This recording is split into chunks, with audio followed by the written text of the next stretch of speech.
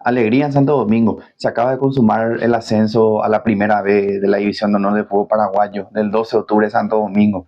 Esto tras conseguir una victoria agónica, una victoria emocionante sobre el final ante Capitán Figari, contando en Nelson Riquelme.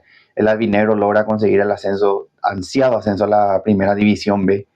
Esto tras un trabajo, un larguísimo año para lo que es los jugadores del 12, con muchos pibes de la casa, la llevaron adelante con el apoyo del barrio también, de la comunidad, lograron conseguir este merecidísimo ascenso, el segundo cupo que quedaba en la primera división C.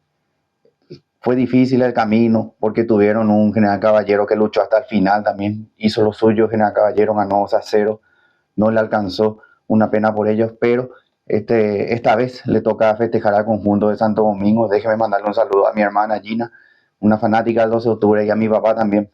Felicitarlos a ellos y a todo el barrio Santo Domingo por este enorme logro. Y sí, señores, el 12 de octubre es de primera vez.